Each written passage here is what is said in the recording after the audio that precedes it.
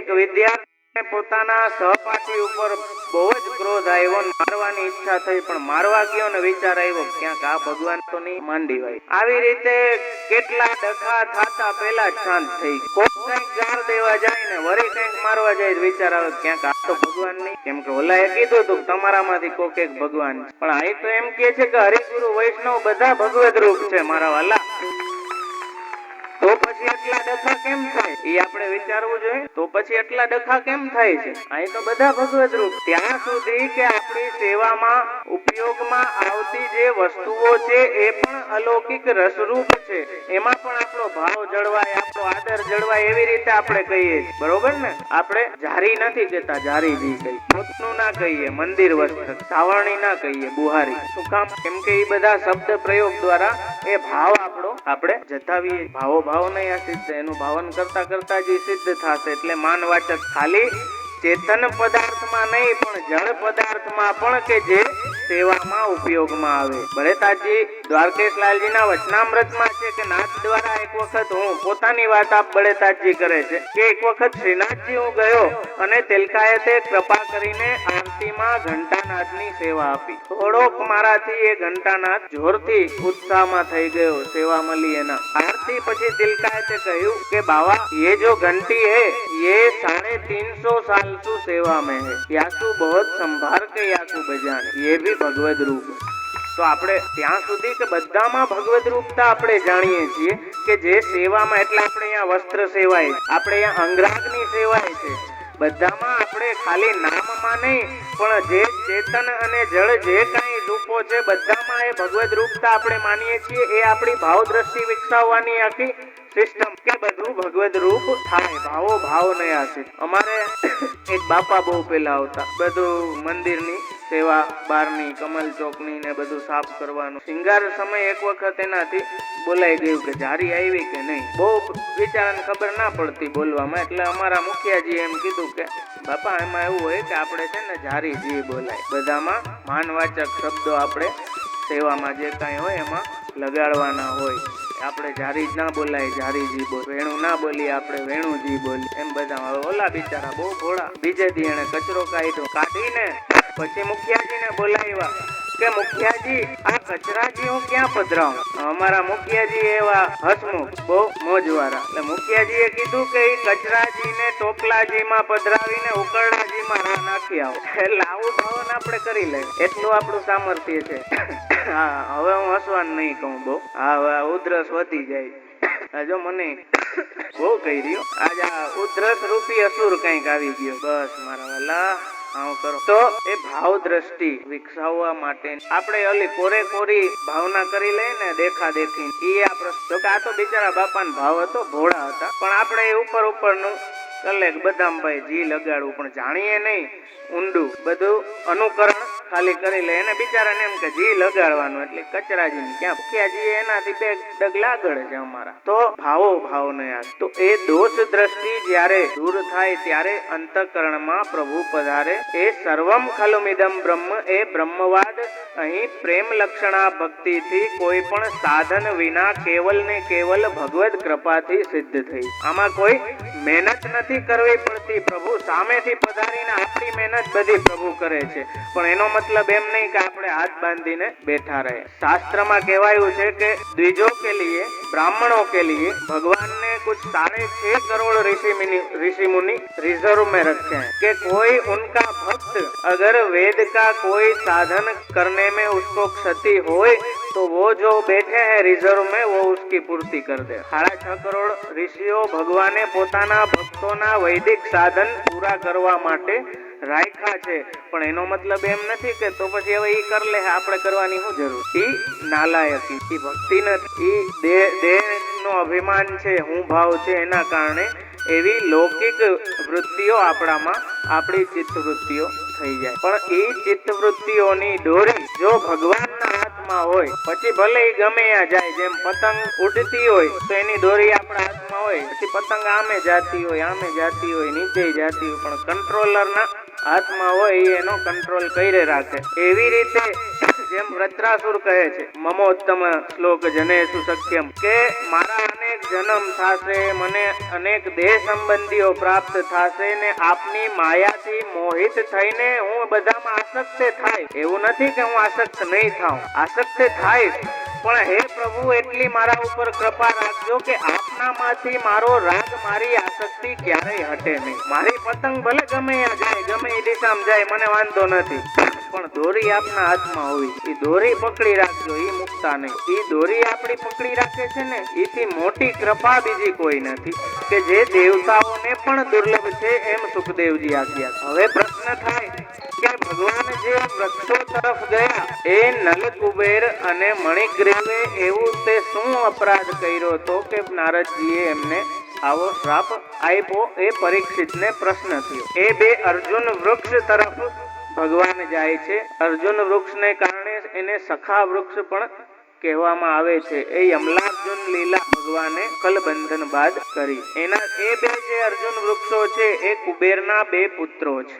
એ ધનના અહંકારમાં મદમાં ચૂર થઈ અને કૈલાસ ઉપર જે મહાદેવનું સ્થાન છે ને, જ્યાં શુદ્ધ પવિત્ર ગંગા બિરાજે છે, પાપ રહિત ગંગા બિરાજે છે.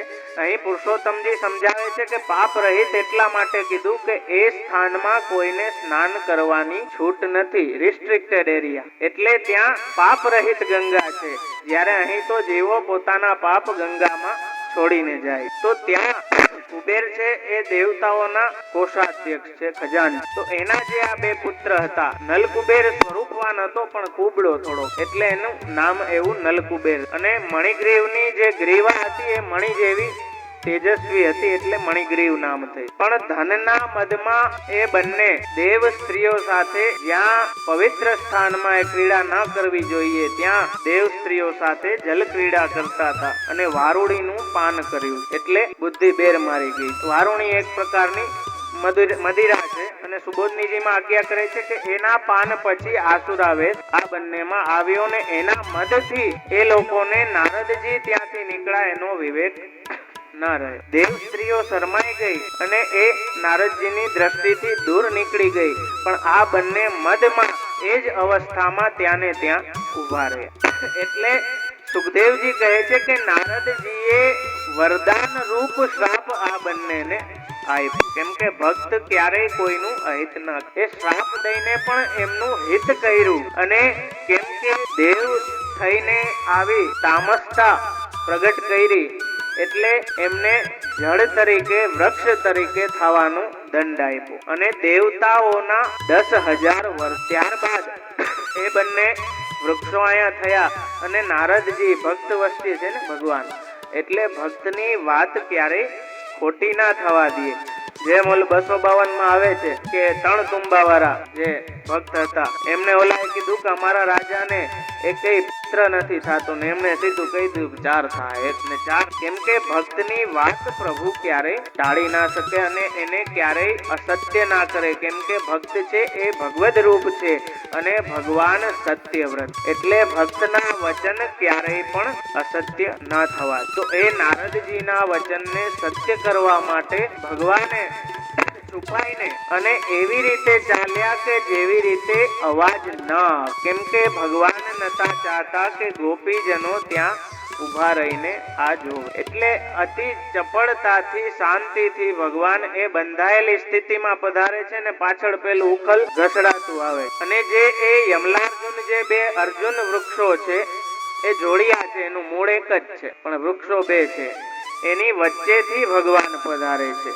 ત્યાં સુબોધનીજીમાં આજ્ઞા કરે છે કે ત્યાં એ દોયડું અને એ ઉખલ પણ ભગવદ રૂપ થઈ ગયું, કેમ કે લૌકિકમાં તો આટલું ખેંચાય તો દોયડું તૂટી જાય, પણ અહીંયા ભગવાન જ એ દોયડા રૂપ થયા છે, એટલે એ આધિદૈવિક રૂપ એનું આવી ગયું છે, એટલે તૂટે નહીં, કેમ કે બધાનું આધિદૈવિક રૂપ ભગવાન છેલ્લે. અને ઉખલ પણ ભગવદ રૂપ થઈ ગયું છે, એટલે એ પણ તૂટ્યું નહીં. અને મૂળિયા સહિત બીજી બહુ સુંદર વાત કરે છે કે ભગવાનના ભગવાનના પધારવાથી અને ભગવદ રૂપ દોયડા અને ઉખલના સ્પર્શથી એ વૃક્ષોની જે જળ હતી, એ જમીન હતી, જે શુષ્ક હતી, એ આર્દ્ર થઈ. એ પ્રભુના પગલા પડે ને, એ પ્રભુના નામ રૂપે કે સ્વરૂપ રૂપે પગલા આપણા જળ હૃદય ઉપર પડે ને, તો એમાં આર્દ્રતા આવવામાં અને જળરૂપ લૌકિક આવેશ રૂપી જે આ વૃક્ષો છે ને, એ ભંગ થાય. એ મધ આપણો ભંગ કરે. તો એ આર્દ્ર થવાથી, ભીની થવાથી જમીન એના મૂળિયા ઢીલા પડી અને બહુ જ ભલે વિરુદ્ધ અવસ્થા છે, વિરુદ્ધ કાર્ય છે, વિરુદ્ધ લીલા છે. બહુ જ આ લીલા વખતે પુરુષોત્તમજી આજ્ઞા કરે છે કે 28 માસની આપની અવસ્થા હતો. એક તો વિપરીત અવસ્થા, એવડું નાનું બાળકમાં એટલી તાકાત ના હોય કે આવડા વૃક્ષોના મૂળને ઉખેડી દે. એવડું નાનું બાળક આવું કાર્ય ના કરી. તો આપણે એ બંને વૃક્ષોને વચ્ચેથી આપ પધાર્યા અને ઉખલ જે હતું એ આડું થઈ ગયું. કહે છે કે ઉખલ સીધું પણ નીકળી શકતું હતું, એ પણ ભગવાન જેમ વચ્ચેથી નીહરી ગયા એમ ઉખલે નીહરી જાય, એમાં હું ખોટ. પણ નહીં, અહીંયા લીલા જુદી કરી. એટલે જે ઉખલ કાષ્ટનું, જે ઉખલ કે જે વૃક્ષની જાતિનું જ હતું, એણે ભગવત કાર્ય કરવું હતું, એટલે ભગવદ રૂપ થઈ જવાને કારણે એ આડું અને ફસાણું એટલે ભગવાને જોર દીધો ને આગળ વધ્યા. કેમ કે સ્પર્શથી ભૂમિ આદ્ર થઈ ગઈ હતી, એટલે મૂળિયા ઢીલા પડવા લાગ્યા અને બધું હલવા લાગ્યું. વૃક્ષો હલવા લાગ્યા અને એવો શબ્દ એમાં થયો કે કહે છે કે ભીમસેન કે હનુમાન જેવા કોઈ અતિ સામર્થ્ય વાળાએ જાણે આમ પગલું માંડ્યું હોય ને, એવો જોરનો અવાજ ધાળ કરતો એ બે વૃક્ષોનો આવ્યો. અને એ પછી એ શ્રાપમાંથી મુક્ત થયા બંને ભાઈઓ, જે કુબેરના પુત્ર હતા. કેમ કે ધનનો મદ હતો. એટલે કહે છે કે 3 વસ્તુ ધનના મદને કારણે આવી જાય છે. સુબોધનીજીમાં શ્રી આચાર્ય ચણક કે સ્ત્રી સંગ, દ્યુત અને મદિરા, આ ધનના મદને કારણે આવતા દોષો છે. એટલે એ દેવ સ્ત્રીઓ સાથે એવા સ્થાનમાં કે જ્યાં લૌકિક કાર્ય ન થવું જોઈએ, ત્યાં એવી ક્રીડા કરતા હતા. એ ધનના મદને કારણે એમનામાં એ આસુરાવેશ આવી. એ ધનના મદનું નિવારણ કરવા માટે ભગવાન ભક્તો સાથે શકટ ભંજન અને દધી ભાંડ ભેદન જેવી લીલાઓ સમયે સમયે કરી રાખ. કેમ કે ખેંચીને રાખ, દૂર નથી જવા. કેમ કે એ ધનનું મદ અસંભાવ બધામાં પ્રગટાવે. હું ઊંચો, ઓલો નીચો, એટલે એ હીન દ્રષ્ટિ પ્રગટાવે, જેનાથી જે ભાવ દ્રષ્ટિ હોય એ ટકે નહીં. ભાવ દ્રષ્ટિ ટકે નહીં તો નિરોધ સિદ્ધ થાય. આખું એવું ચકેડું. જેમ મેં પહેલા દિવસે પણ સમજાવ્યું હતું, યાદ હોય તો, કે બ્રહ્મ પરમાત્મા ભગવાન, કૃષ્ણ પરમાત્મા બ્રહ્મ, આખી સાયકલ. એ સાયકલ પૂરી થાય નિરોધની સેવા કથાની, ત્યારે જેમ આપણે અત્યારે એ સાયકલ જ આખી કરીએ છીએ, મથરાથી મથરા. આ ફેરો આખો પૂરો કરીએ ને તો કેટલા ફેરા ટળી. આ એક ફેરો પૂરા કરવાથી કેટલા ફેરા ટળી. તો એ 84 કોષની યાત્રા આપણે એ ફેરો જ કરીએ. ઓલા બીજા ફેરા ટાળવા માટે આ એક ફેરો કરીએ. તો અહીં એ બંનેને ધનના મદને કારણે કાયા, વાણી, મનથી આસુરાવેશ આવ્યો, મદ થયો. એટલે ભક્ત એવા, દેવર્ષિ એવા નારદજી સામે આવા અવિવેકી રહ્યા અને આવી રીતે ઉભા રહ્યા. આજે એ ધનનો મદ આપણને પણ નડે છે ઘણી વાર. ધર્મ સ્થાનોમાં ધનનો મદ આડો આવી જાય, ભગવાન સામે ધનનો મદ આડો આવી જાય. અને સ્પષ્ટ સુબોધનીજીમાં શ્રી આચાર્ય ચરણ આજ્ઞા કરે છે